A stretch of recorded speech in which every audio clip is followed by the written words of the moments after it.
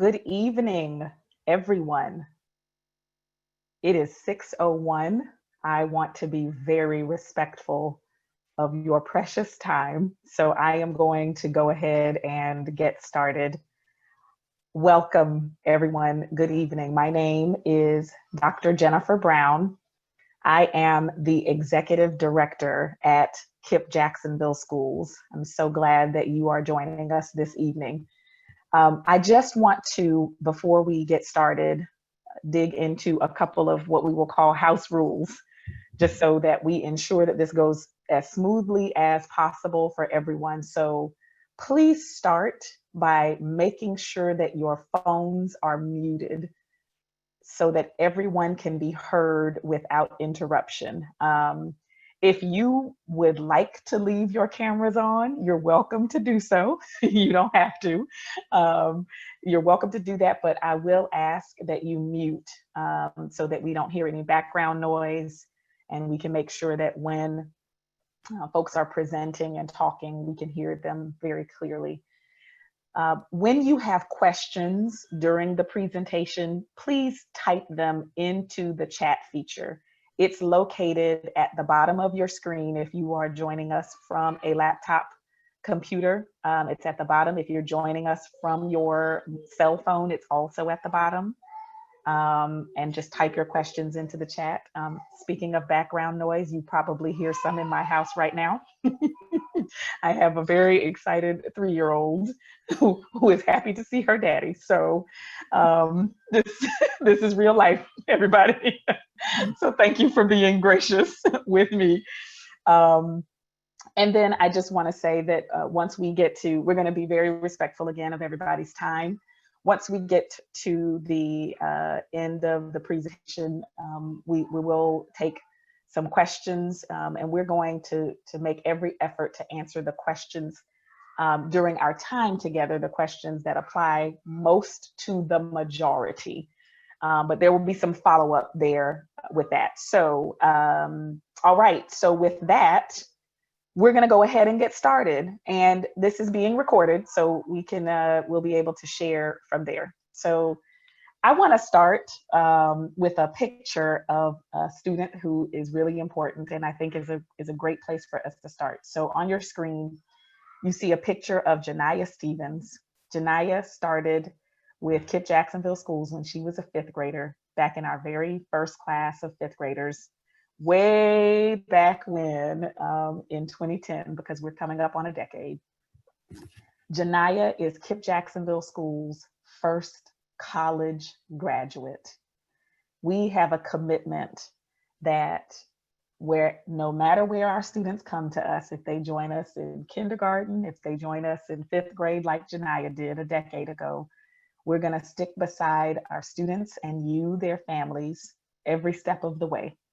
And Janiyah stayed with us for 4 years.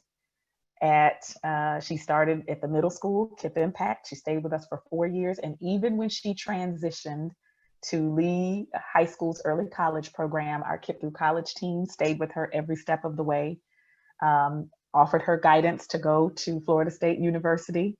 And she went and finished in 2 years because she graduated with an associate's degree. And she was just the first to have her graduation. She is the embodiment of our mission. This is what we want for our KIPPsters, and not college specifically, but for them to be able to pursue whatever path it is they choose that leads to a life that is fulfilling for them and for you, their families. So with that, I just want to put that up there as a starting point for this conversation as we talk about school and where we go from here. Okay, so let's dig in. With that, I want to introduce you all to someone who is so critical to making school happen at KIPP Jacksonville Schools. Dr. Melissa Fulmore is the Chief Schools Officer. And let me tell you what that means, because you're like, what in the world does that person do? So she manages all of the principals. So we have 3 principals right now, 2 at the elementary and then 1 at the middle school. Dr. Fulmore is their boss, their direct boss. And the decisions that directly affect our schools, the running of our schools, all originate with her. They start with her. So she is going to be leading the presentation tonight, as she has been leading the two task forces, the two committees of folks who have been working on our reopening plans. So I am going to turn it over to her very capable hands so that she can get you all started. Dr. Fulmore, take it away. Thank you, Dr. Brown. Good evening, everyone. I just want to start by reading our mission statement. Together with families and communities, we create joyful, academically excellent schools that prepare students with the skills and confidence to pursue the paths they choose, college, career, and beyond, so they can lead fulfilling lives and build a more just world.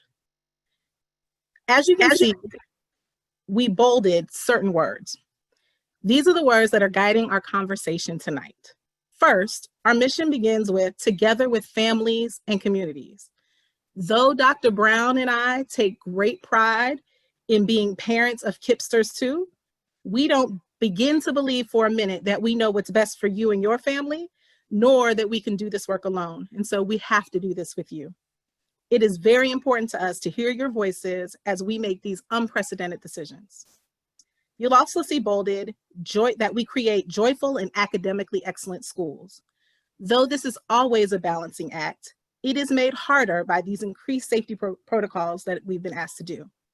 We know that for our kindergartners, this may be their very first school experience, and we don't want them to be fearful or dislike school because of it.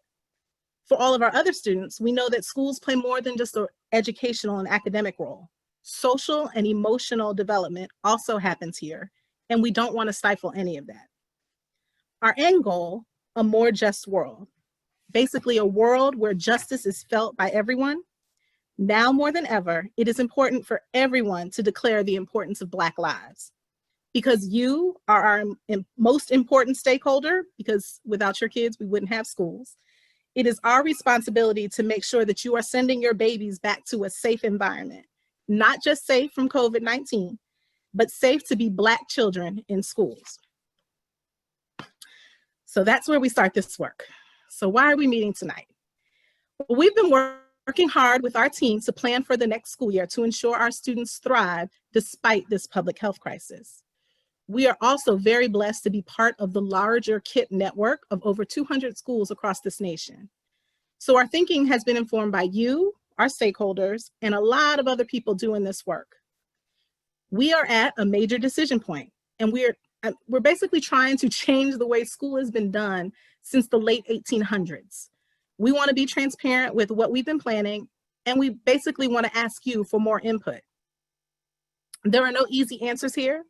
We want an environment that is safe for adults and children. Many of you took part in our May survey. Thank you so much for that. And there was a lot of discomfort at that time with returning to school in August. However, we are being encouraged by the governor to get students back in school. There are decisions that you, as parents, will need to make for your families. There's even more urgency for us because our teachers are due back for summer PD and planning in 3.5 weeks on July 20th, just 3.5 weeks. And we want to be prepared as possible for the return of students. Our planning began in March and was informed by 3 surveys that we sent out. So first, we asked our 3rd through 7th grade students about their remote learning experience, which we called KIPP at Home. One of the questions we asked was about their preference of instructional delivery, whether they liked the recorded lessons or live lessons. And this is important to us if we have to go back into remote learning this year. The overwhelming majority said recorded lessons with some live lessons. The second survey was sent to you, our parents. We asked about your experiences with KIPP at Home and also included questions about your comfort level with different scenarios for your child's return to school. The overwhelming majority of parents, as you can see, said they were more comfortable with their students continuing KIPP at Home or remote learning next year. You can see in this slide how parents felt about other options at that time as well. The third and final survey was sent to our instructional staff, our teachers. We also asked them about their experience with KIPP at home and included the same set of questions to understand their comfort level with the different scenarios for returning to school. Over half of our teachers said that they were more comfortable with returning to a half full schedule, which I'll explain a little later, or continuing with KIPP at home or remote learning next year. You can see how teachers felt about the other options included at that time as well on this slide. Last but certainly not least, we also have to take into consideration the direction of state leadership. While we have made our best effort during a crisis to launch KIPP at home, we agree with state leaders that it does not replace face-to-face learning. There's nothing like having the teacher right there in brick and mortar schools. They have given us clear marching orders that they want schools open at full capacity with safeguards in place to reduce risks. So taking all that consideration, we began to design what returning to school could look like. Whatever we decided would have to fit with our beliefs, and these are those guiding principles. So number one, our number one guiding principle is safety. In addition to following the CDC, state, county, and city guidelines, members of our operations staff have been trained by a national organization on how to reduce the risk of COVID-19 spreading in schools. The rest of the staff will go through a comprehensive training to make sure our students and families and staff have a reduced risk of exposure in our schools. We are also guided by the concept of choice. We fundamentally believe that parents have the right to choose what's best for their families. It's why you're here with us in the first place. Next, equity and access are very important to us. This virus has hit Black and working class communities the hardest. Steps must be taken to address those who have been disproportionately affected by this pandemic. This includes our students who did not have access to technology or the internet, our students with disabilities or mental health needs, and our youngest learners, our K-2 students, many of whom are just learning to read. Supporting our students' physical and mental health is crucial to meeting their academic needs. Last but not least, it is important to us that our plan is compatible with DCPS's plan. We know many of our families have students that attend both our schools and DCPS's schools, and we don't want to cause an undue burden. However, it's important to note that our final plan may vary from theirs in some ways. We were given some insight into what DCPS was planning last night, and we'll use the next few days to dive deeper into that, and we look forward to them sharing their final plan to the public before the July 4th holiday. So we looked at several options, and under the governor's direction, we have been scenario planning for what socially distant schools could look like. Again, there is no perfect option, and we know that each family situation may require something different. On this slide, you'll see the scenarios we've explored were similar to the questions asked on the May survey. We will be asking you for your input again on which of these works best for you and your family. So you'll see we looked at half full. And what half full means is that basically about half of the students are present at school at one time. The pros of this scenario is that it allows all students to return back to face-to-face learning for at least a portion of the week. But we know that that also leaves a portion of the week that they'd have to be at home. And supervision, especially for our youngest kids, is a concern for us, as I'm sure it is for you as parents. The next scenario was the half-day option. And so basically this again was all students get to come face-to-face to school for a portion of the day, which allows them as a pro to get that face-to-face teaching, but only for a very short time, which was one of the cons. And there's still a midday transportation. And so for parents that work, and who would be at the bus stop, who would be able to come pick up their kid or drop off in the middle of the day. And so we know that that was not the logistically the easiest one either. And last but not least was the K-5 only. So what we're calling our elementary only plan. And so this is where K-5 students would return to school, but 6th through 8th would complete KIPP at home in a 2.0 version. This plan allows younger siblings to come, for parents of younger siblings to get back to work, to be able to have regular supervision. But we know that this means also that their intermediate and middle grade students who are at the most crucial point of adolescence would be home and potentially unsupervised. And so all of these things, as you can see, there's nothing that was a perfect solution. which is why we still have not been able to make a good decision, a final one about it, which is why we're reaching back out for more feedback. So what you probably want to know the most is, what will health and safety look like? And so though there are several things we're still considering, because new information seems to come out almost daily, there are some things we do know for sure. As I said before, safety is our #1 priority for both students and staff. And though we are taking a lot of precautions, there is still going to be some level of risk to return to brick and mortar schools. So I want to be very clear. This plan is not final and is subject to change as information comes from both state and local officials. But here's what we are doing. We are hiring a full-time nurse for the campus to increase our responsiveness to the medical needs of our students. We will also be adding plexiglass barriers to our front offices, and for the time being, no visitors will be allowed past the lobbies. We will still ensure that kids are able to get hot meals, so we're working with our food service provider, SLA, to ensure service can be done in a safe way. Students will likely eat their meals in their classrooms and no longer gather in the cafeteria. We will not be having large events where students spend long periods of time sitting or standing close to each other, which basically increases exposure to COVID-19.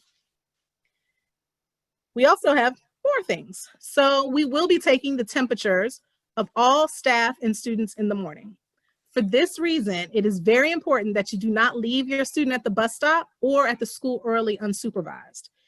As it has been in the past, if any staff or student shows any symptoms of having a fever or being ill, they will be asked to stay at home.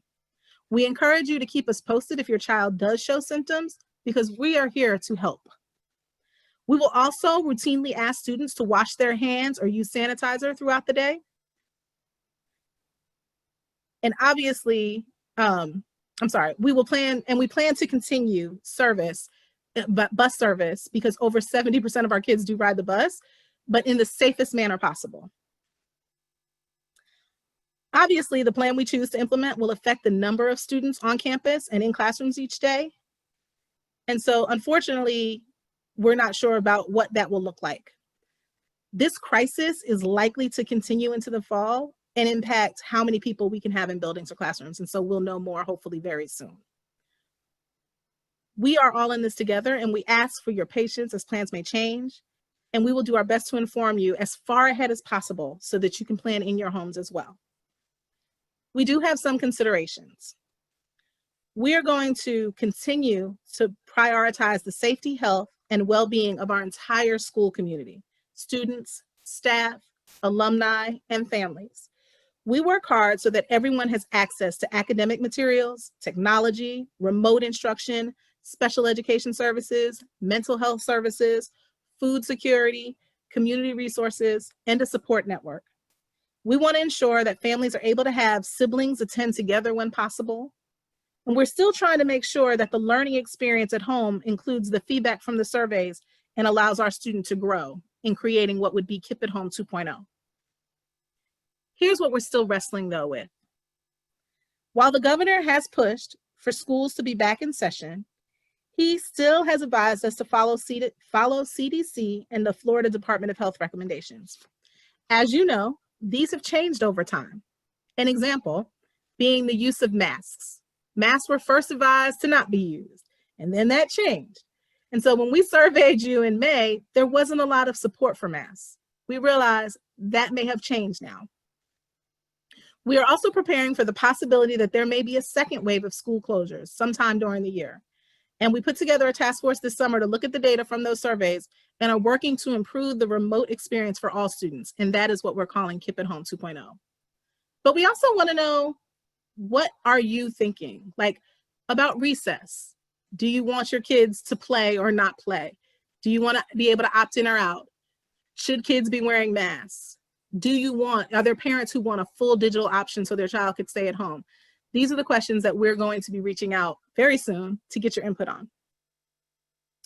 Again, it is likely, so what are our next steps? While we know one plan cannot satisfy 100% of individuals, we're going to come as close as we can, and we will make our final decisions with your feedback top of mind. As you can see, we are going to be sending out an intent to return form that you'll get either via text or email, however you normally get our information. And we're asking that you complete that form to return it by July 6th. We're also asking if you have any any updates to your contact information, your addresses, phone numbers, that you also update those with us as well, so that we are sure that we're getting you all of the information that we can. And then what we will do is provide more information about what it's going to look like by July 10th. So if you can get us all that information by July 6th, we can definitely be able to turn around our final plan and pull together some stuff once we look at that and what DCPS is planning to do. It is likely that even after we have a plan, we will need to shift to meet the demands of this crisis and follow the guidance provided to us by public health officials. We just ask that you be patient, flexible, and give us some grace. This is a rapidly evolving situation, and when we know things, you will know them too. We will definitely continue to communicate with you. Again, one thing we know for sure, school will look and feel different in the 2021 school year. And we encourage you to talk to your children about it over the summer. We are so thankful for the resilience and support that our families and staff have shown throughout this pandemic. You've been curious, you've given feedback, and you've pushed back on some things. We pride ourselves in being a team and family, and being a team and family means that we're going to go through ups and downs, but that we go through those ups and downs together. And so we just want to let you know we appreciate that. So at this time, I will answer some questions, but remind you that for the sake of time, we are recording this Zoom, and we'll take the time to answer every question in a frequently asked questions document that will be put up on our website after this is posted. So let me look through the chat and see what questions are there.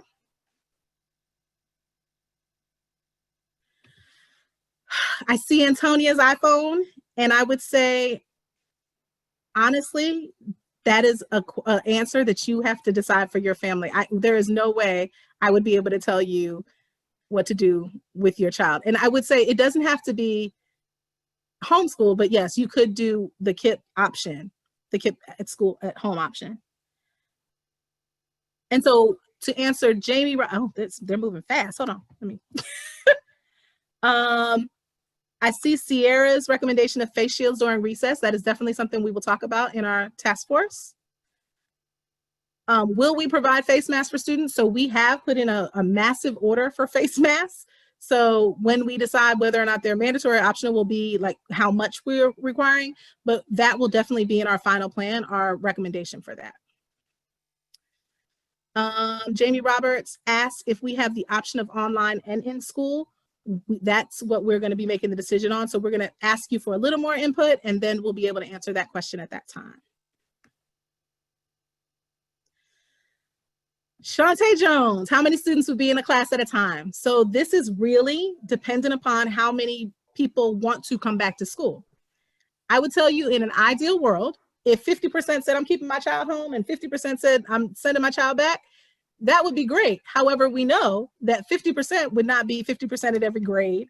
It may be 100% at kindergarten, 90% at 8th grade, 30% at 7th. So I don't have a good answer for that now.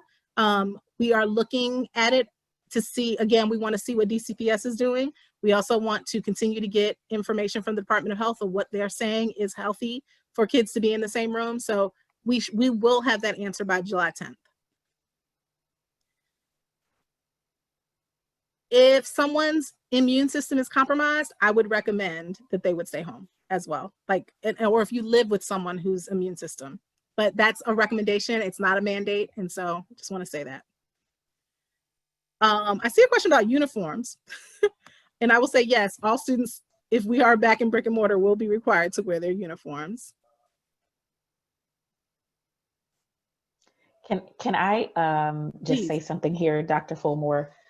I see a couple of questions about whether or not students will wear a mask. Can they wear a mask all day? Should they wear a mask all day? And so I will offer, I think, two maybe responses to that. So the 3-year-old who you heard earlier in the background making lots of noise, Many of you might be familiar with St. Stephen Early Learning Center. That's where she goes to school. We don't call it a daycare because it's school. It's full school. And this is her third week back, and they have to wear masks. They have to wear masks. She's 3. I did not think it was at all possible that a 3-year-old would keep on a mask all day. And she's doing it. And I don't know if she's doing it because other 3-year-olds around her are doing it, and now it's just become normal. So I'm speaking as the mom of a 3-year-old who is wearing a mask all day, and she is there. I drop her off as early as possible and pick her up as late as possible. I try to maximize her learning time. But so what I thought was impossible is not. I'm learning that it's not. And I understand that there might be some students who have different needs where wearing a mask all day might make them anxious, right? So again, this is going to be one of those things where we're going to try to make sure that safety is top priority. And I also am uncomfortable having to wear a mask all day long. So the general rule that we've been following is when we can provide the social distance, then we don't have to wear a mask. It's when we know we're going to be kind of less than 6 feet apart from each other, it is safer for us to wear masks. What we don't want is, while the children may not be impacted as much by this virus, the children go home to families, and we don't know what kinds of pre-existing conditions are in the families that they go home to. My husband has a compromised immune system, so I'm being really cautious about that as well. So honestly, the mask, it's something that we're just going to have to work through together. Honestly, I can assure you this: we will not weaponize masks. And here's what I mean by that. I've already seen questions floating on social media from some educators who were saying, what if kids refuse to wear their masks? Are we going to send them to ISS? That's the wrong attitude. It's the wrong mindset to have. And we will not do that to children. We will not make something a weapon when it's supposed to be for their safety. So we will get through, we will navigate through the toughness of having to wear masks and when it's most appropriate, but the mask will not become something that's going to be a contentious among us. We will not let it become that. Thank you, Dr. Brown. Sure. I see a bunch of different questions. So there are questions around transportation and questions around uniforms. I will say both of those answers can be found on our website. We have a whole uniform page. So we do have a new uniform provider. That stuff was sent out last Friday in the newsletter. There was actually a coupon, but that stuff can be found on our website. There are people asking about temperature taking. Yes, that will happen no matter which plan we decide. For a lot of these other questions about KIPP at Home, I will say, I hope you heard, like, we basically took the feedback from the experience of both students, teachers, and parents, and they are working to create KIPP at Home 2.0 to meet those needs that I'm seeing here. So needs for special education students with IEPs, needs for K2 students who did not have technology. So that is the stuff that we're working on, things that have some live videos as well as some recorded. So we've heard from parents, some wanted to be there with their child when they watched it. So that's why we have recorded, but some need the structure of having a time. I need my child to get up at 8, so I need them to have to look at a video at 9. So like, we are looking at all of that feedback and creating KIPP at Home 2.0 and have a full task force of teachers and curriculum staff that are working on that right now. So the experience, obviously what we created under crisis mode at the end of the year to finish out a year will look very different than what would we create.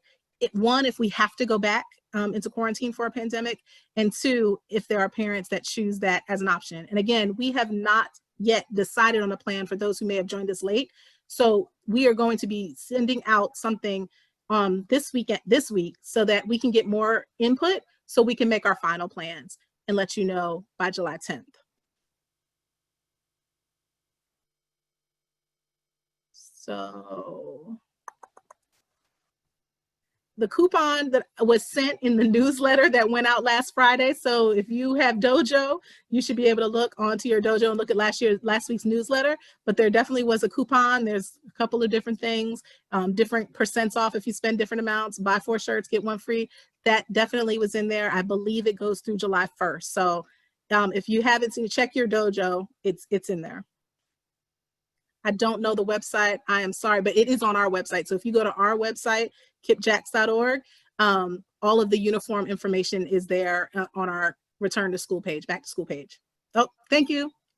Thank you, Nikki. Just put the kippjax.org back to school. If you go there, you can find lots of information. Yes, we definitely actually, for Galaxy X6, we just posted about the A and B days. We have thought about, that was one of the half full situations, is having some kids come Monday, Tuesday, clean the school Wednesday, have some kids come Thursday, Friday. That will all be explained in what we send out when we ask like your thoughts around the different scenarios. That will come out in what's coming what we're seeking, your intent to return form coming this week. Plastic around the desk, we're still talking about that. Like that is a conversation we're having to have with each other depending on how many kids are in the room. Obviously, if desks can't be a certain amount of feet apart, we will probably go that way. If desks can be socially distanced, then we probably wouldn't have to do that. So that's we're still working out, dependent upon which plan we go with or which hybrid. And just know it may be a mix of some of these plans.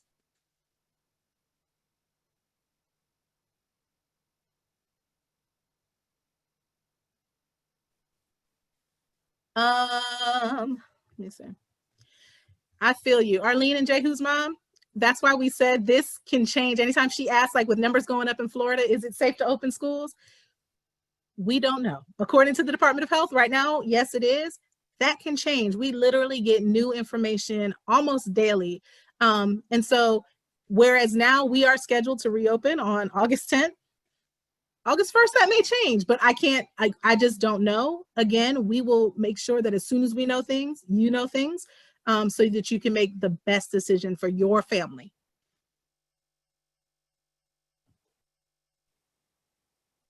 And again, I see a bunch of people talking about kids at different schools. Our goal would be whatever we did, we would make sure that siblings could be together. That was in the presentation as well. I love that. How do y'all plan to deal with touchy? You must have a little one. Like, yeah, that is something we're all having to think about. Not just us. This is not just a KIPP Jacksonville issue. This is not a Florida issue. It's not even just a United States issue. There are kids in other countries going back to school. So we are looking to see exactly what they're experiencing because their kids are actually in school.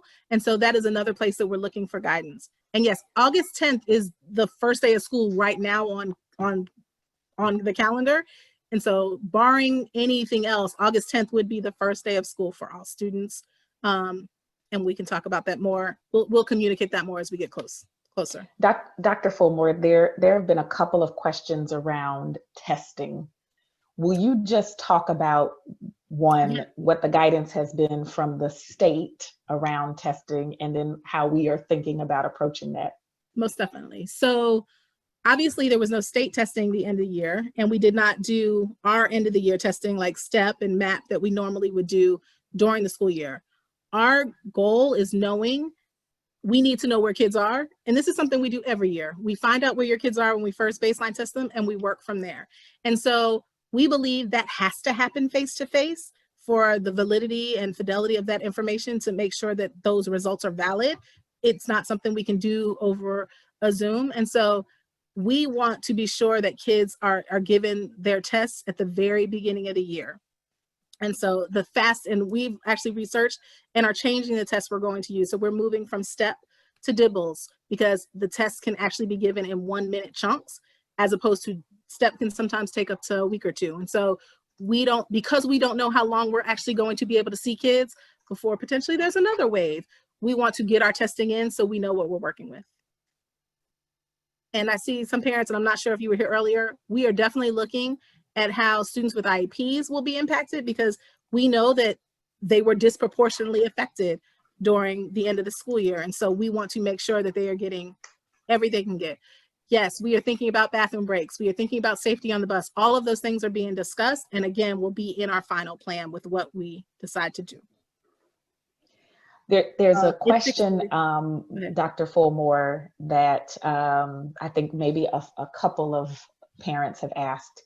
So there's a question about if you have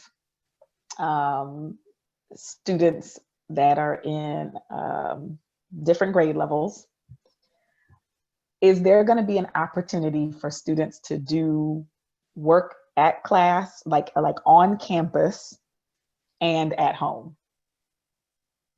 And I think you've kind of touched on, this is why we're asking for your input to know if we even need to make that an option. But will you just speak to that again? So yeah, so honestly, if we were to choose, for example, what we talked about as being the half full or the half day, some learning would still have to happen at home because they wouldn't be in a, thank you for going to that slide.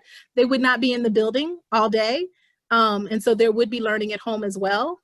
And so that is definitely an option. But I want to be real with KIPP at Home 2.0, even with what happened with 1.0, it looks very different for a 4th, 5th, 6th, 7th, 8th grader who can work independently versus a kindergartner, 1st grader, which parents would still need to be very much involved in what that looks like, to sit down and go over the words and to do things. And so that is literally the difference. The half day, I see people asking, the difference is like some kids will come in the morning, some kids will come in the afternoon. The school day would look different. There'd be some time in the middle to clean the school, but I can't guarantee that it's going to be the best because the transition, the buses, there wouldn't be any transition between the buses that drop off a kid and pick up the next kids. So I will, in what you'll receive on the intent to return form, each one of these will be described a little more in detail so that you can talk about how you feel about that. I love the people that are saying, I want my baby to stay home, and that is your choice. And that's why we wanted you to know that is one of our guiding principles, is to make sure you have choice. So that will also be asked. Like for those parents who could care less, if we stood in our heads and sang a song, you're still not sending your kids back. We need to know that because that helps us plan for the other kids. And so and can I just add to that? No, Yeah. it will not be held against you. Yes. We just want to know so that we can adequately prepare for that. These are your babies. My baby is my baby. So I want to do everything I can to keep my baby safe. And I'm committed to doing everything that we can to keep your baby safe. No, it will not be held against you. But when this survey goes out to you, it's important for you to answer as accurately as possible so that we then know how to plan. If, again, to use Dr. Fulmore's example, if 50% of you say, I need my babies to stay at home, then that will give us a signal to plan accordingly, that we're going to have 50% of our students doing KIPP at Home 2.0.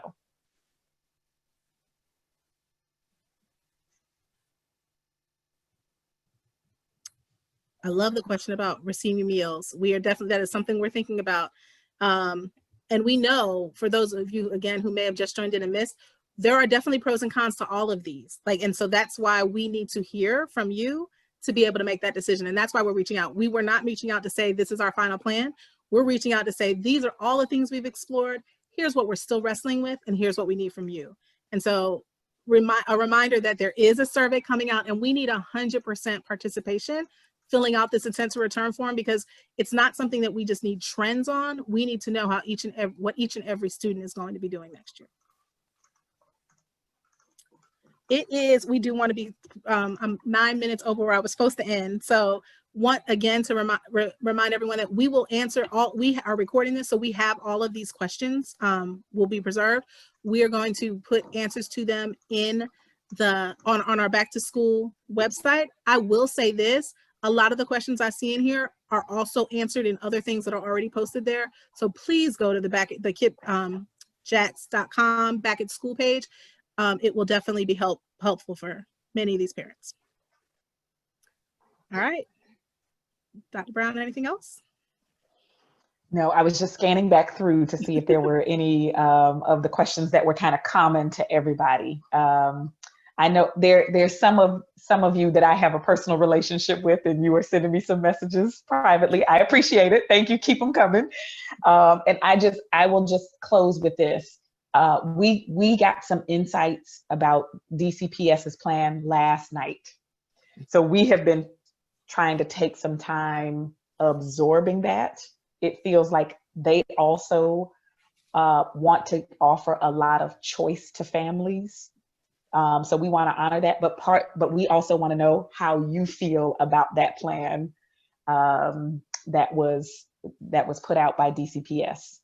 So just listen. We are taking cues from you. We're taking cues from you, and this is for those of you who have been with us for a while. We probably have not operated in this way in the past. I assure you, this is how we are going to operate in the future. You are the most important stakeholders. You will hear all of us say that over and over and over again. You're the most important people to our schools.